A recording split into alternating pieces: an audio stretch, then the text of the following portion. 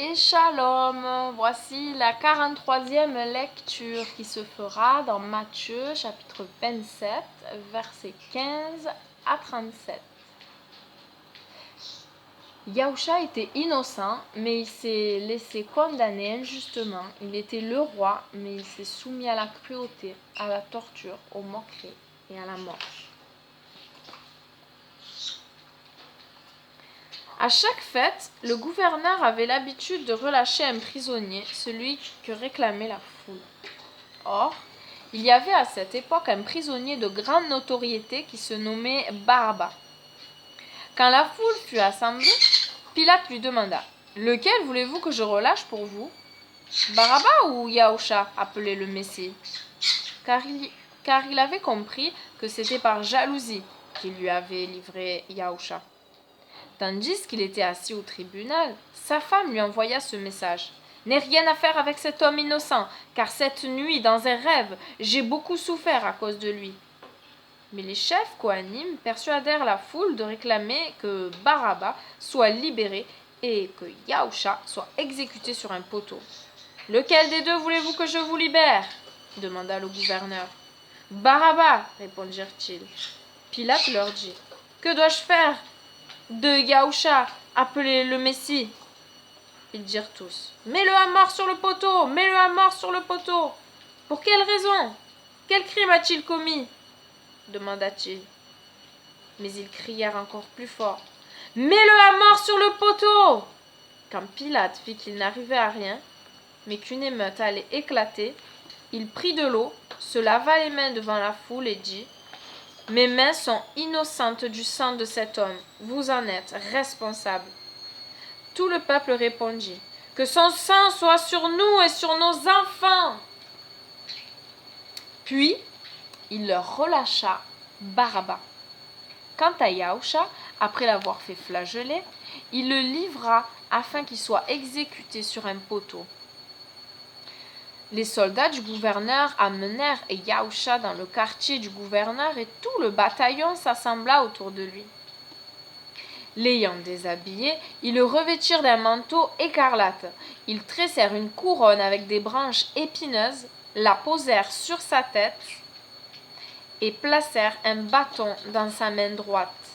Puis ils s'agenouillèrent devant lui et se moquèrent en disant « Salut à toi, roi des Juifs !»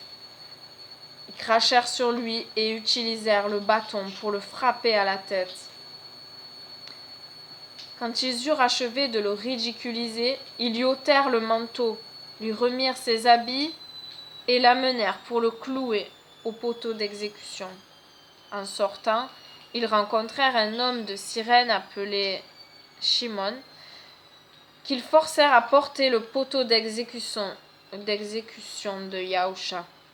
Lorsqu'ils arrivèrent à un endroit appelé Golgotha, qui signifie lieu du crâne, ils lui donnèrent à boire du vin mêlé d'un breuvage amer, mais après avoir trempé ses lèvres dedans, il ne voulut pas en boire.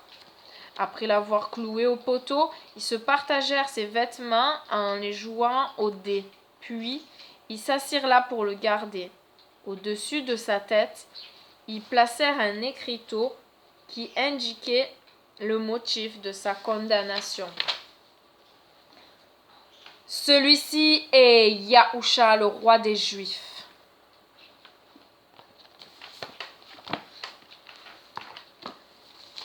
Fin de la lecture du jour. La question, méditation, c'est suis-je prête à subir l'injustice, la cruauté, la torture, la moquerie ou la mort à cause de ma foi en Yahushua? Je ne sais pas, mais je prie, en tout cas, je le désire de tout mon cœur. Père, je prie pour chacun d'entre nous, pour que nous soyons forts et courageux, pour si quelque chose était devant nous à choisir entre toi ou pas, au risque de mourir. C'est vrai que nous ne sommes pas du tout dans ce cas-là de persécution, mais ailleurs sur la terre, ça existe. vraiment, pour l'instant, on n'est pas prêt, Seigneur. Prépare-nous, donne-nous plus de courage, plus de zèle, et que nous ayons toujours en tête ça, être avec toi, peu importe ce que ça coûte, que nous n'ayons pas peur de la mort. Merci pour tous nos bien-aimés qui, eux, vivent dans des pays où ils sont persécutés.